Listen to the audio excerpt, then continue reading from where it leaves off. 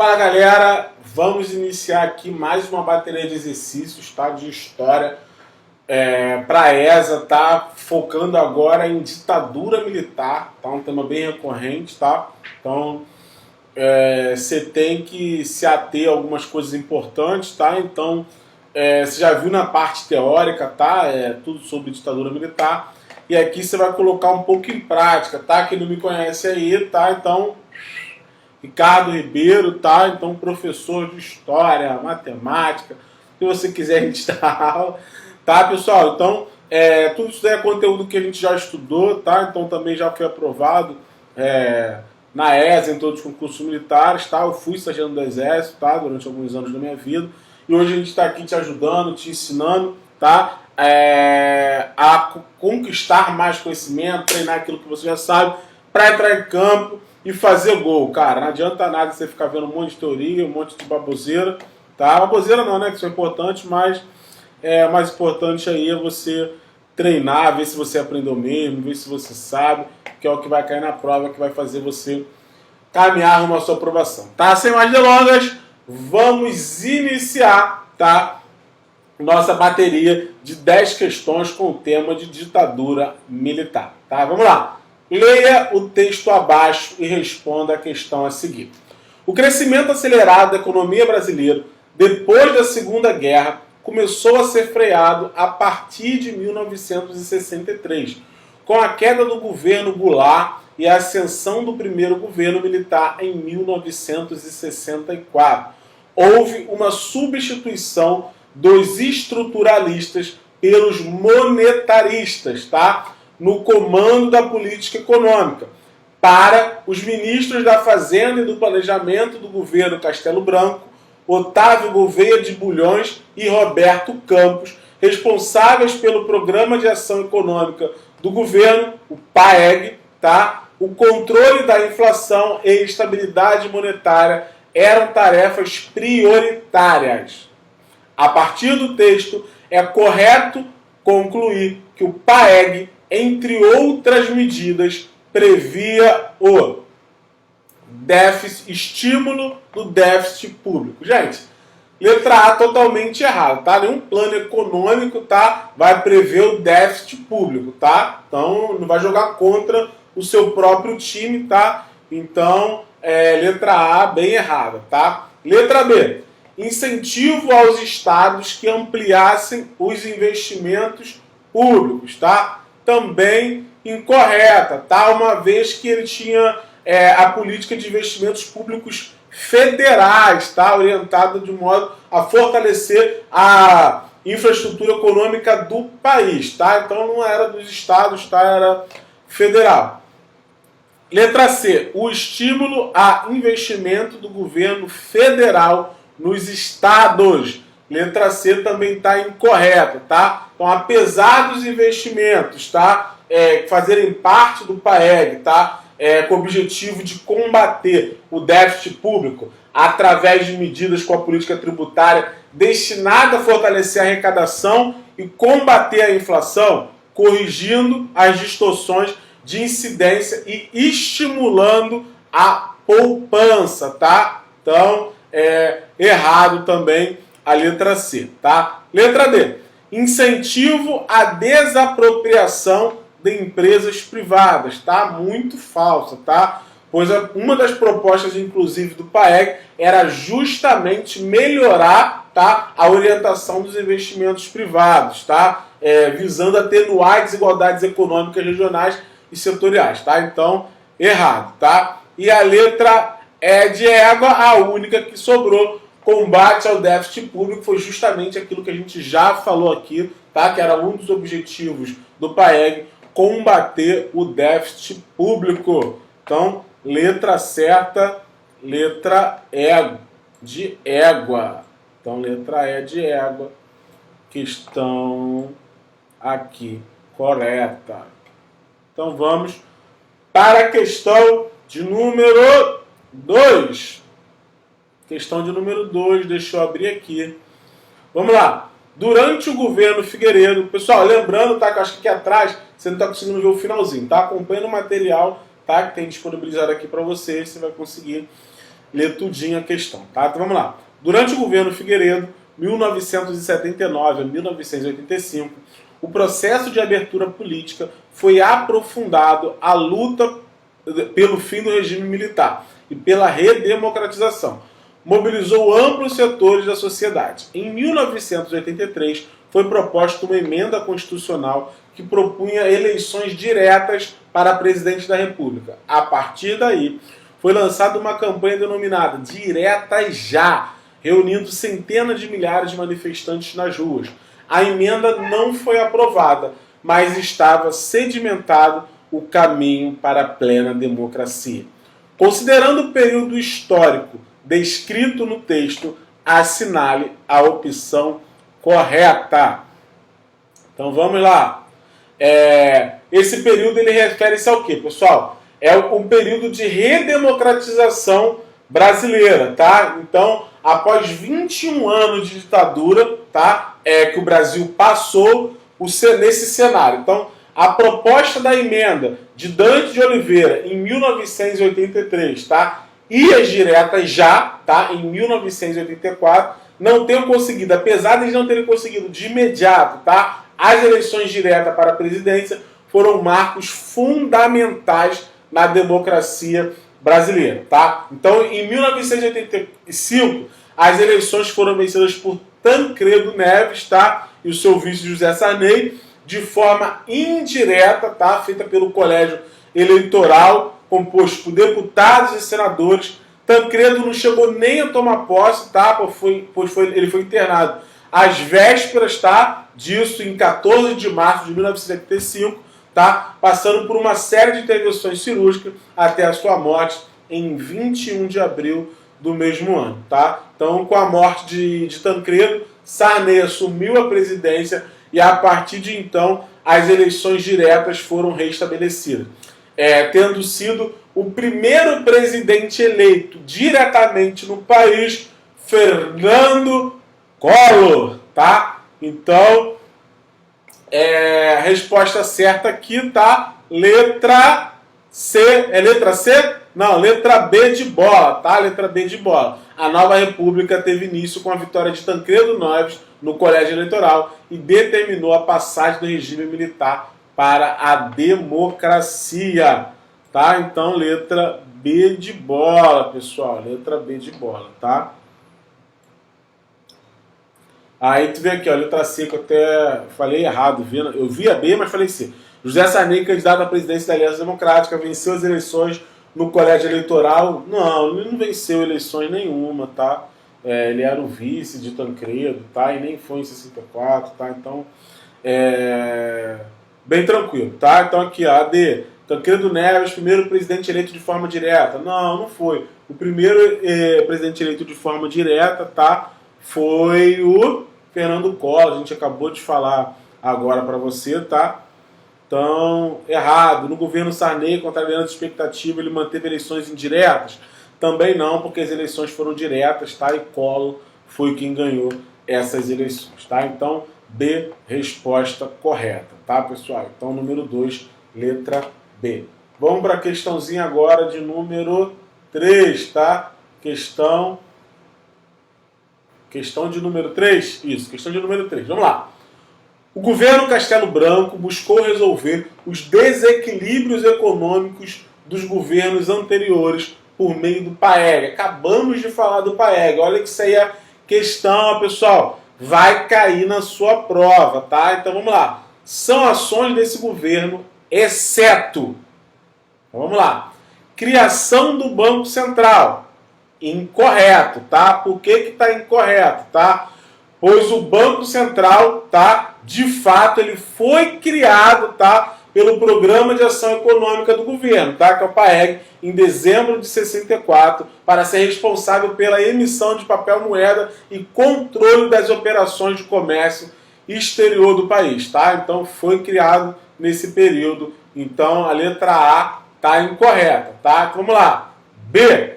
Criação do Banco Nacional de Habitação, tá? A alternativa B também está incorreta. Por que está incorreta? Porque o Banco Nacional de Habitação, o BNH, de fato, ele também foi criado pelo PAEG, tá? Em agosto de 64, tendo o objetivo de atender ao programa de moradia do país, tá? E ele era um banco de segunda linha, ou seja, ele não operava diretamente com o público, tá? Atuando por intermédio de bancos privados, tá? Ou públicos e de agentes promotores, tal como companhias habitacionais, tá? Companhias de água, esgoto, etc, tá? Então B também correta, porque foi criado nesse período, tá? Então vamos lá. Construção de Itaipu. Tá aqui a resposta, tá? Por quê? Porque no que diz respeito à usina hidrelétrica de Itaipu, tá? Localizada entre a fronteira, tá? Do Brasil e Paraguai, tá? É incorreto afirmar que ela fazia parte do PAEG, tá? Por quê? Porque ela foi construída pelos países entre 75 e 82, tá? Período em que ambos eram governados por ditaduras militares, tá? Nesse período, tá? O Brasil era por Geisel, tá? Então Ernesto Geisel, tá? E João Figueiredo, tá? Então é correto afirmar que a letra C, tá? Então a letra C, Itaipu, não foi feito pelo PAEG, tá? Então letra C, resposta correta. Toda hora some aqui. Então letra C, tá? Tá aqui a questãozinha que você precisava acertar. Vamos agora para a questãozinha de número 4. Questão de número 4. Bora. Calma aí. Toda hora tá sumindo. Questão de número 4, tá? Então vamos lá. Sobre o milagre brasileiro, é correto afirmar. Letra A. Teve, na plena expansão da indústria de bens de consumos não duráveis, o principal fator da sua ocorrência. Pessoal, totalmente errado, tá? Pois a principal expansão do setor que ocorreu no setor agrícola e na concessão de crédito ao consumidor, tá? Vamos lá.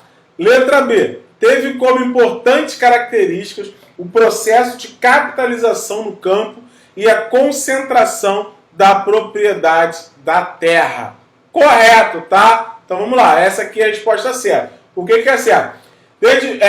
No período de 1967 até 73, o Brasil alcançou taxas médias de crescimento muito elevados e sem precedentes, que decorreram em parte da política econômica que foi implantada, tá? Principalmente sob a direção do ministro da Fazenda, Antônio Delfim Neto, tá? Mas também de uma conjuntura econômica internacional muito favorável, tá? Esse período é, por vezes, de forma mais restrita, entre os anos de 69 e 73, passou a ser conhecido como o quê? Como o milagre econômico brasileiro, tá? Então, o maior estímulo à demanda foi dado já a partir de 1967, tá? Através de políticas monetárias, crediária e fiscal, tá? Que se tornariam nos anos seguintes gradualmente expansionistas, tá? Foi particularmente notável, tá? A expansão do crédito, especialmente do crédito ao consumidor e à agricultura. A concessão das isenções fiscais e de juros favorecidos ao setor agrícola, aliado a um maior volume de crédito, tinha, entre outros objetivos, o de assegurar a oferta adequada de alimentos, cujo impacto sobre os índices de inflação era significativo, e estimular as exportações de produtos primários, talvez sem a mesma ênfase, tá? Mas aumentar a renda agrícola e, consequentemente, corrigir desequilíbrios regionais e reduzir o êxodo rural. Resposta certa, letra B de bola, tá? Então, B de bola, letra correta, tá, pessoal? Então, vamos aqui para a questão de número 5. Questão de número 5. Deixa eu abrir aqui para mim, para a gente ler juntos. Vamos lá. Em 1982, foram realizadas no Brasil as primeiras eleições diretas pluripartidárias desde 1965, quando o regime militar aboliu os partidos políticos então existentes. através do ato complementar de número 4. A respeito dessas eleições, é correto afirmar que foram disputados o cargo de presidente da República, governadores dos estados, deputados estaduais, federais e senadores. Errado, tá? Então vamos lá. No ano de 1982, se realizaram as eleições diretas para governadores de estados e demais cargos do Legislativo, com a participação de diversos partidos políticos, tá? Desde 1979, havia um processo de relacionamento político, tá? Partidário, fruto da abertura política, que, dentre outras coisas, determinou o bipartidarismo vigente desde 1965, tá? Dos dois partidos existentes, a arena governista deu origem ao PDS, tá? Enquanto que os oposicionistas do PMDB se fragmentaram e, somados em novos setores políticos e sociais, deram origem aos demais partidos, tá? Mas não foi disputado, tá, de forma direta, tá, o cargo de presidente da República, só de governador de estado e tudo mais, tá? Então, letra B. Apenas 5 partidos políticos disputaram essas eleições, tá? PDS, PDT, PT, PTB e PMDB. Também resposta correta. Então, letra B está correta, tá, pessoal? Então, letra B é a resposta correta. Então, vamos lá, pessoal. Próxima questão. Questão de número 6. Questãozinha de número 6. Questão de número 6. Questão de número 6. Vamos lá.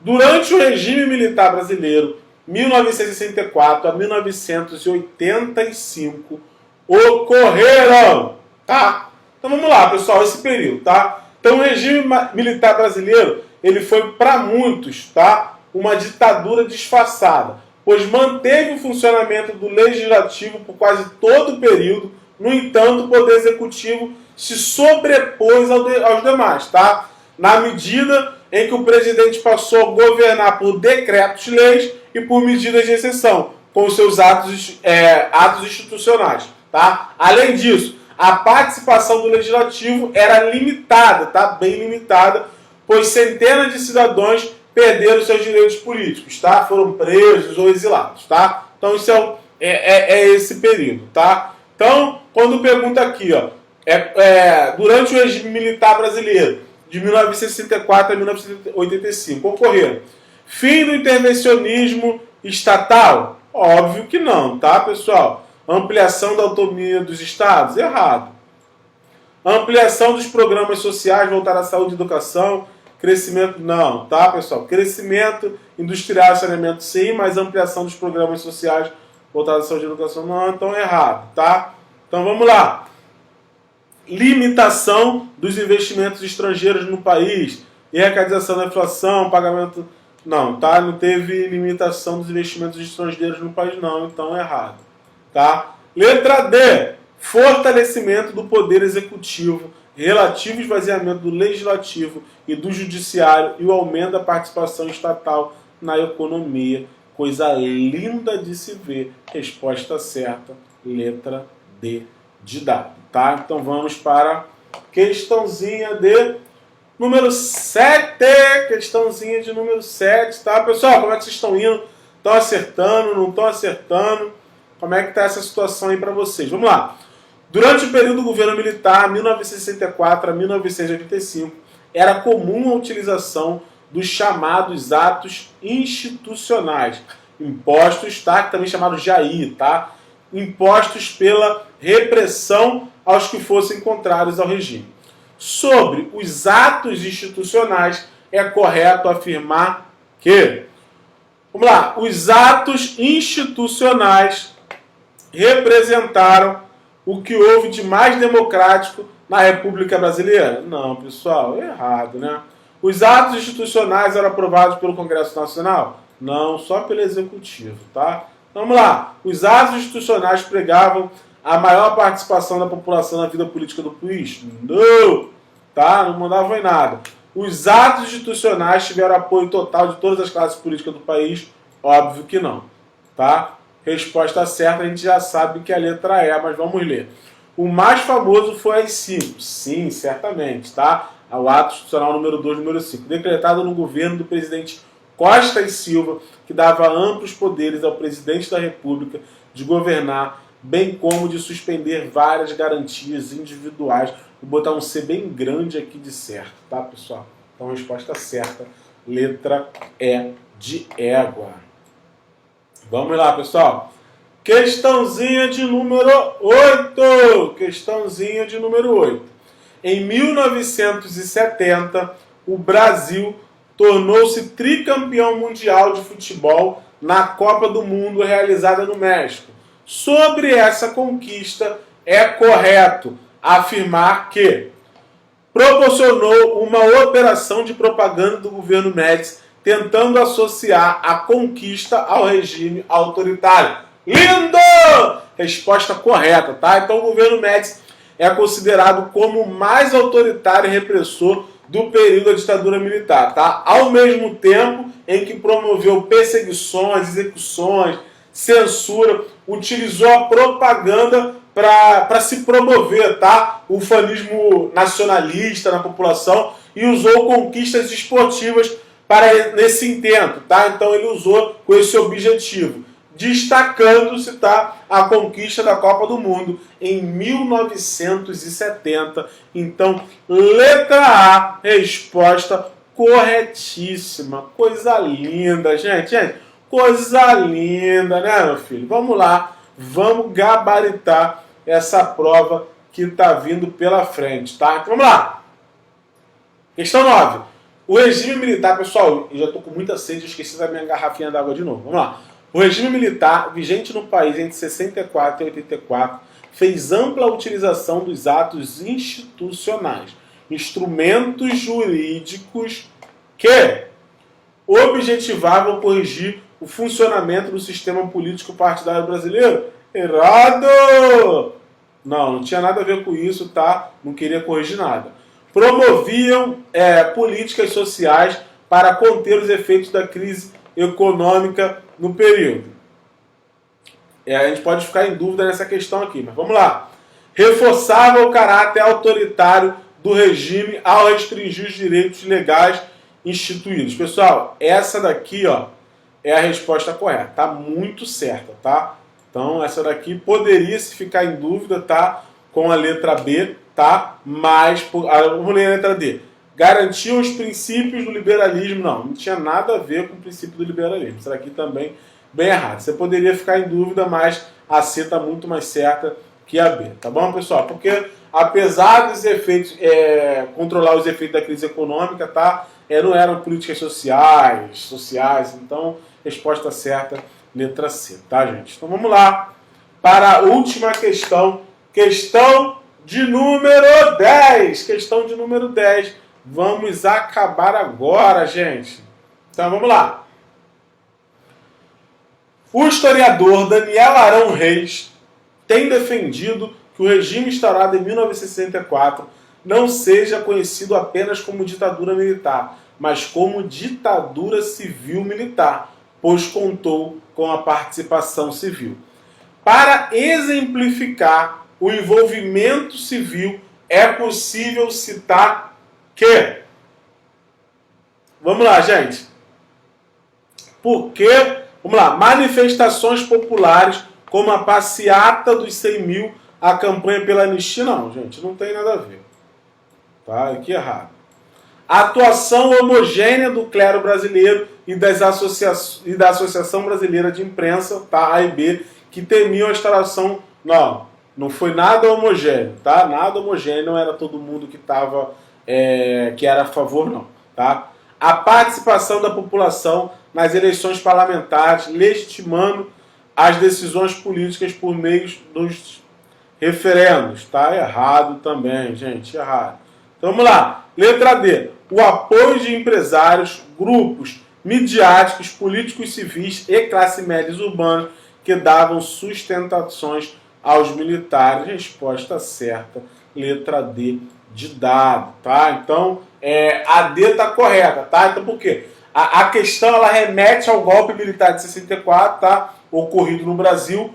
Muitos historiadores, tá, estudiosos, dentre eles, tá, Daniel Arão Reis, tá, entende que o golpe, tá, que esse golpe que ocorreu em 31 de março de 64, ele é denominado de golpe civil-militar, tá, porque considera que os militares não tomaram o poder sozinhos, tiveram apoio, tá, de vários segmentos sociais, tá, como a igreja, tá, através da marcha pela família, tá, e a propriedade, empresários preocupados com o destino do país, tá, também apoiaram, tá, então também apoiaram, tá, porque estavam com medo do comunismo ali por conta do presidente Jango, tá, e a classe média também urbana no viés conservador, tá. Então, naquele cenário de Guerra Fria, tenso e tudo mais, o pessoal com medo do comunismo, tá, apoiou aí a implantação da ditadura militar, tá? Por isso esse nome foi dado para esse movimento, tá bom? Pessoal, então aqui encerramos nossa bateria de exercícios aqui, essas 10 questões com o tema, tá, de ditadura militar. Espero que vocês tenham gostado, tá? Porque isso aí vai cair na sua prova e vai te ajudar a conseguir a sua aprovação, tá? Então fica com Deus, um forte e um grande abraço. Fui! Até a próxima, gente!